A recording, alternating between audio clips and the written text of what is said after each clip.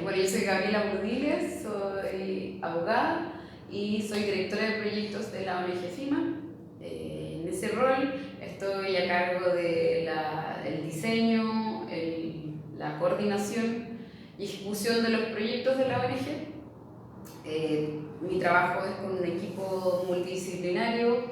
Trabajamos en los territorios donde tenemos juicios y tenemos proyectos de educación y empoderamiento jurídico fundamentalmente, no de Arica en este momento, pero bueno, desde el norte hasta Punta Arenas, hasta Porvenir.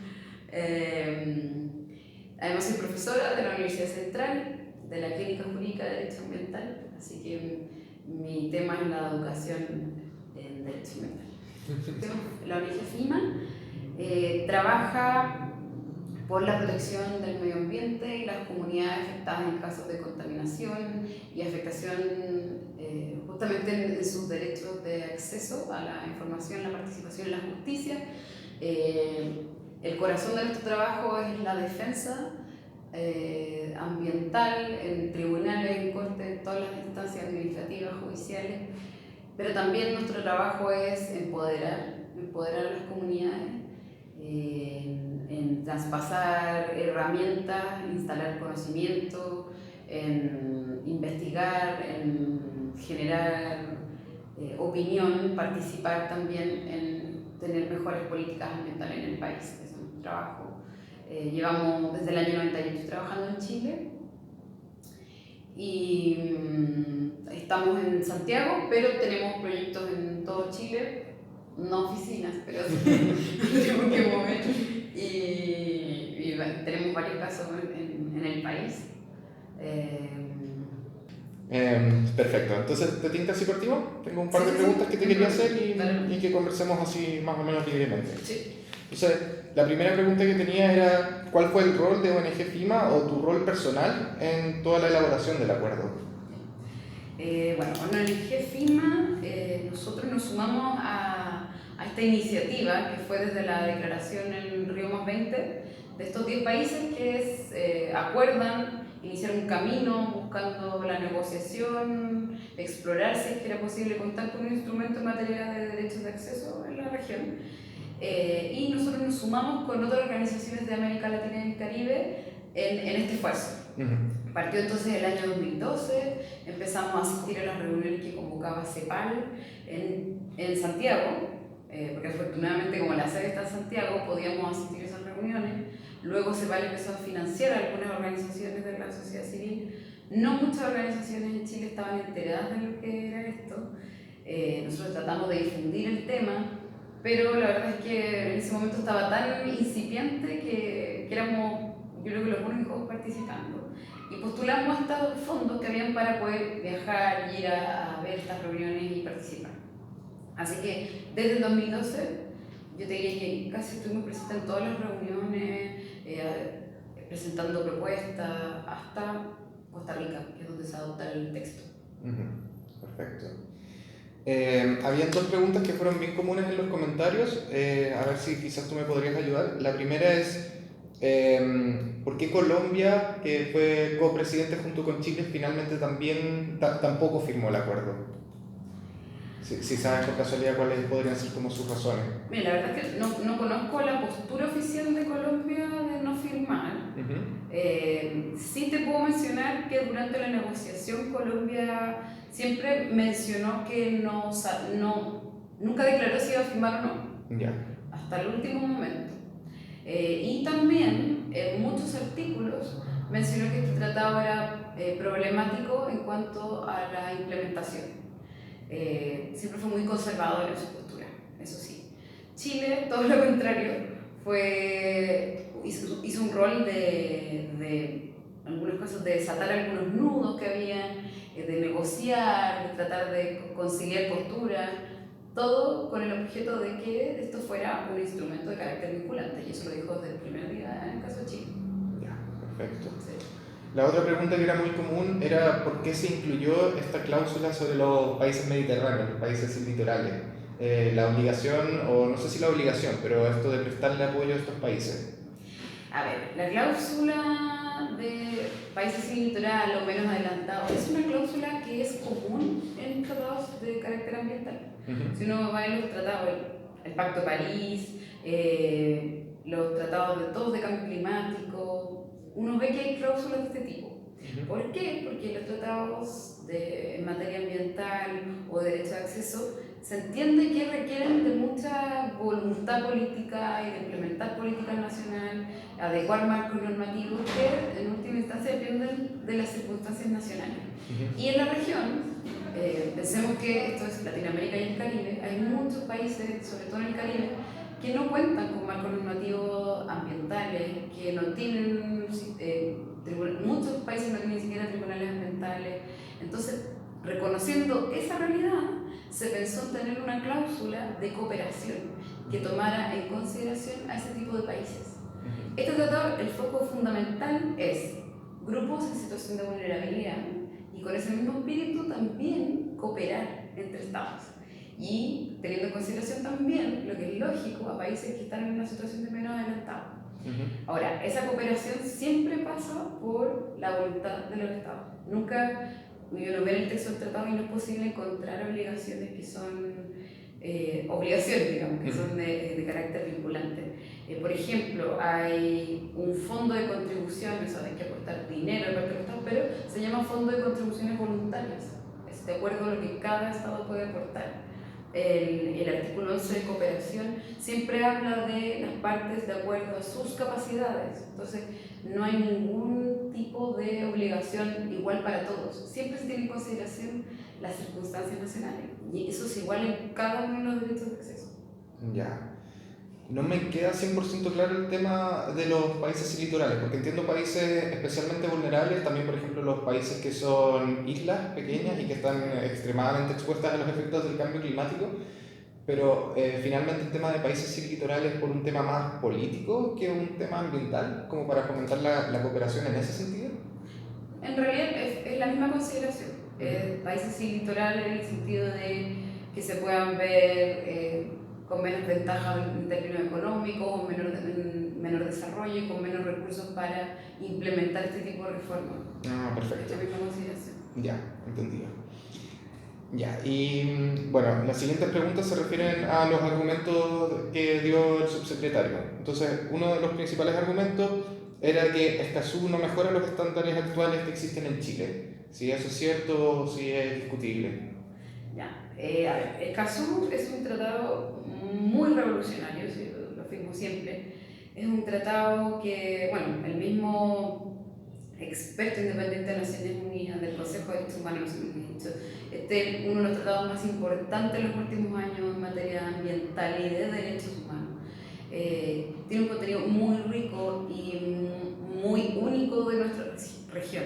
Por ejemplo, piensa en los grupos y organizaciones que se dedican a la defensa de los territorios en materias ambientales. Eso es una...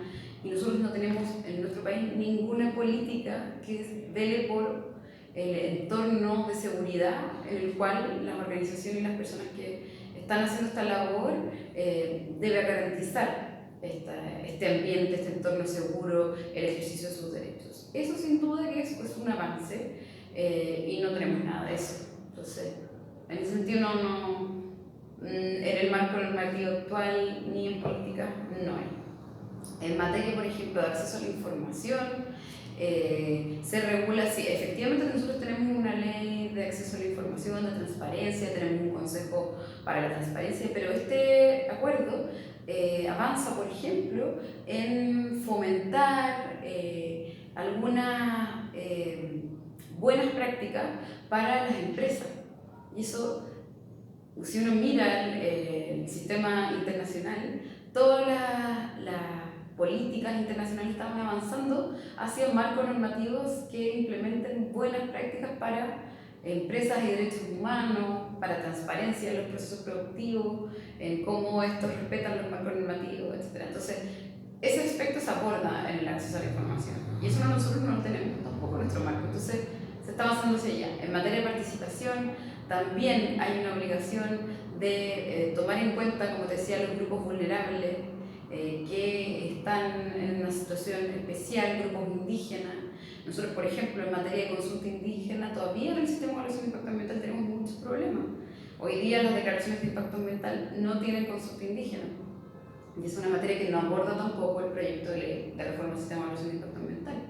Entonces, eso, por ejemplo, un tema. El acuerdo de Escazú sin duda no resuelve eso, pero sí hay principios que están ahí, que están contenidos y que cada país tendrá que ver cómo avanza. Eso no es una varita mágica. El acuerdo de Escazú dice tú tienes que adoptar esta solución, pero sí hay principios ahí que dan un norte de cómo avanzar.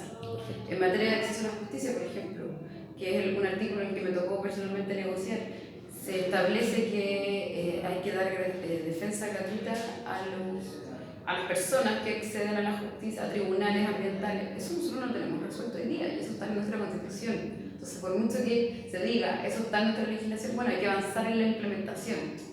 Y eso sin duda que tenemos fecha, eso está. Y, como te digo, el acuerdo de Escazú fija horizontes, fija objetivos hacia dónde avanzar, donde cada país va a tener que determinar, de acuerdo a sus capacidades, a sus circunstancias, cómo hacerlo. Perfecto, muchas gracias. Otro argumento que da el subsecretario es que él dice que Escazú finalmente no empodera a las comunidades o a los individuos, sino que el acuerdo es un acuerdo entre estados. Entonces él dice, por ejemplo, si yo como persona natural tengo un problema con algún proyecto de inversión, yo no puedo demandar a Chile ante la Haya y finalmente yo no puedo manifestarme en contra de esto a través de Escazú. Escazú no me da las herramientas para hacerlo. Ya, ahí hay que aclarar varias cosas. El acuerdo de Escazú, primero, es un acuerdo que no pretende establecer mecanismos punitivos, ni establece un tribunal de justicia. Lo que se establece es, primero, obligaciones que son de carácter vertical, por así decirlo, de cada estado con sus ciudadanos, que debe resolver cada estado en el marco de su legislación nacional, de sus políticas nacionales y de acuerdo a sus capacidades. Eso está súper claro en el acuerdo en todos sus artículos. Eso se respeta bastante entonces la soberanía que tanto ha dicho y ha defendido este gobierno y la Cancillería en su comunicado. Eso por un lado. Después se establecen otro tipo de obligaciones que son entre estados, que son de cooperación, que como te decía no tienen una sanción punitiva, simplemente se establece una cláusula al final que si los estados voluntariamente quieren, para interpretar las cláusulas del tratado, podría ser alguna diferencia, por ejemplo, en cooperación o en el centro de intercambio de información, que eso hay algunas obligaciones entre estados, pero son todas bastante blandas. Si es que tienen diferencias sobre la interpretación, pueden ir a ciertos mecanismos de resolución de controversia, pero eso siempre que cada parte lo autorice o lo consienta voluntariamente. O sea, por eso Chile, para hacerse parte, tendría que consentir.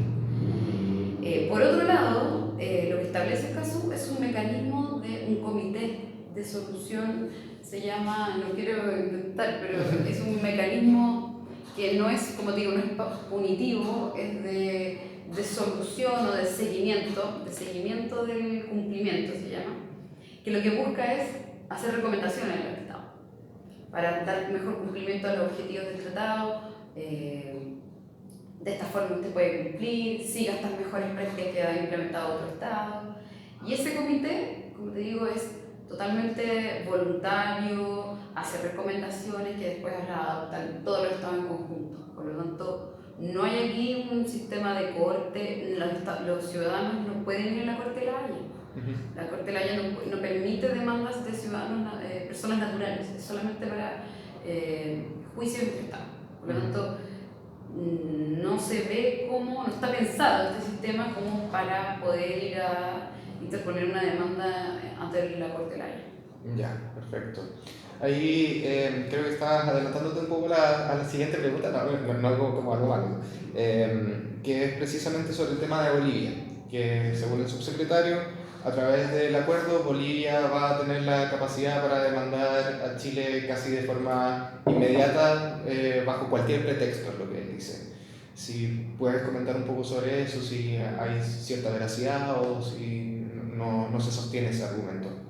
Es que para que eso pudiese ocurrir, tendría que ser por una diferencia en que ellos tengan alguna interpretación de una cláusula del tratado. En particular, respecto, por ejemplo, de cómo se implementan, como te decía, las obligaciones de cooperación entre Estados, argumentar que Chile no estaría garantizando las obligaciones los derechos de acceso en el marco de su territorio. Pero la verdad es que para activar esa cláusula, Chile tendría que haber declarado voluntariamente que se somete a la jurisdicción de la Corte y puede no hacerlo. Y además tendrían que hacerlo los dos. Entonces eso, como te digo, es algo que Chile puede decidir. No por firmar este tratado y ratificarlo, es algo que se activa inmediatamente. Entonces hay posibilidades dentro de esa cláusula. Perfecto. Entonces, como para redondear un poco todos estos argumentos, básicamente Chile no estaría obligado a presentarse ante la Haya si él no está de acuerdo con ello. Exactamente. Y por otro lado, si bien es cierto que los ciudadanos no pueden recurrir a la Haya, existen varias herramientas y harto empoderamiento que el acuerdo le otorgaría a los ciudadanos comunes y corrientes, por así decirlo, para hacer valer sus derechos ambientales.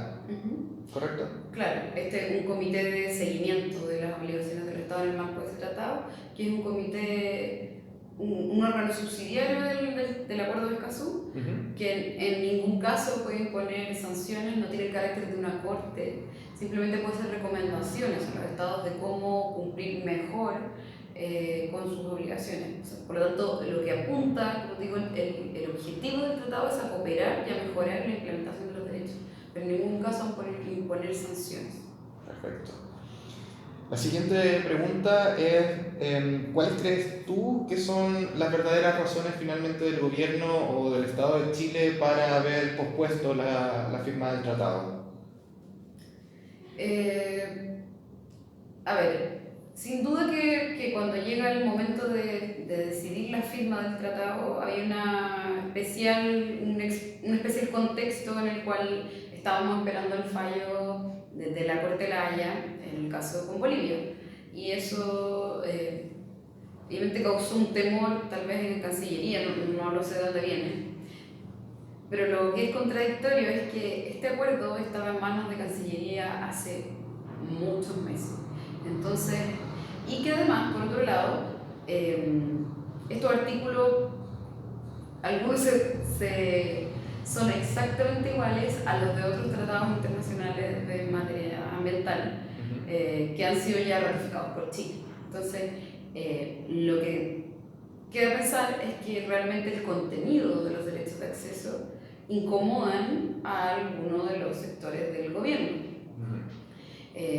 O es la protección de los defensores ambientales, o es el avanzar en la implementación de los derechos de acceso a la información, la participación y la justicia. Y ahí entonces hay una incoherencia en el discurso de que estos derechos están totalmente cubiertos y que no hay ningún problema en avanzar en ello. Entonces, ¿por qué tanto temor? Eso es lo que nosotros no entendemos. Por otro lado, ¿por qué tanto rechazo a la cooperación regional? Porque siempre Chile se mostró muy abierto durante la negociación de liderar un espacio donde se va a cooperar con otros países que efectivamente no han podido desarrollar legislación de punta como la que tiene Chile, instituciones como los países del Caribe, considerando que esta es una región con altos conflictos ambientales, con amenazas a sus defensores ambientales. Entonces, este como discurso aislacionista y de retirarse un poco en este liderazgo, yo creo que responde a una agenda o una prioridad distinta. Ahora, lo raro es que este tratado fue impulsado por el primer gobierno de este presidente. Entonces, sí, es curioso, cuanto menos.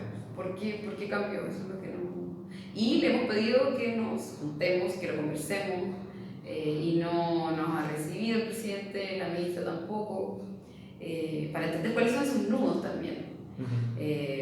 Si es el acceso a la justicia, si es el acceso a la participación, a la información.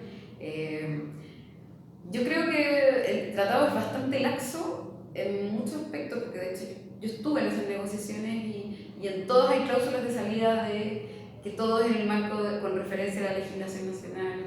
Hay mucho respeto a la soberanía nacional en cada una de las cláusulas. Entonces,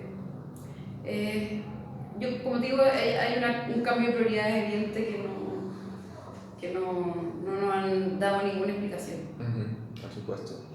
Hablando un poco también del contexto nacional que tú mencionabas, durante este periodo en el que Chile finalmente se sustrajo de la firma y todo, estaba muy en boga todo el tema de las zonas de sacrificio, de Quintero y Puchuncaví. ¿Crees que puede haber alguna relación con finalmente la no firma del Acuerdo de Escazú? Como que quizás se están protegiendo los intereses de grupos económicos para seguir un poco con malas prácticas o...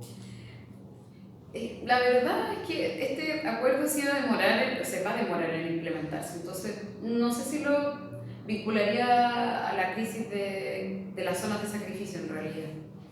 Porque las zonas de sacrificio responden a normativas antiguas, a falta de voluntad política en actualizar los planes de descontaminación en el país, a falta de transparencia en la cantidad de contaminantes en esa zona, a evaluar la cantidad de industrias que hay en esta zona, a decisiones también de ordenamiento territorial. O sea, tiene que ver con una visión de política ambiental que hay que conversar, sentarse a conversar y decir qué desarrollo queremos en este país.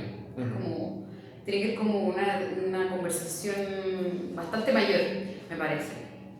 Y además este acuerdo se va a demorar en entrar en vigencia, entonces no sé si lo vincularía directamente con eso. Y además habría aportado que lo firmara. Yo creo que habría bajado un poquito la discusión o el rechazo que causó el gobierno contra el gobierno, digamos, en ese momento la no firma en ese contexto. Claro, efectivamente, habría sido, por así decirlo, como una buena campaña de imagen pública, por así decirlo, haber firmado el tratado. Claro, exactamente. Considerando todo el contexto que estaba sucediendo. Sí. Exactamente. Sí. No, yo lo último que quiero agregar es que a mí me parece que hay voces divergentes en el gobierno, porque cuando iniciaron el gobierno, está el comunicado de Cancillería diciendo que era bueno este acuerdo, llamando a firmarlo, está el proyecto de ley de reforma del SEIA que dice que basa en los principios de Escazú. Entonces, yo lo que haría el llamado es a transparentar cuáles son los nudos de este acuerdo, a dar una respuesta pronta a la sociedad civil, incluso a todos los sectores, de por qué no se firma esto, si es que hay un convencimiento en un inicio de que incluso nuestro sistema jurídico ambiental se basa con tanto convencimiento en estos principios. Bueno, Gabriela, darte las gracias por tu tiempo, por tu expertise y todo lo que me has ayudado ahora, por las excelentes respuestas que me has dado. Agradecerte de todo corazón y bueno, muchas gracias. Eso sería. Muchísimas gracias, te pasaste. Gracias a ti.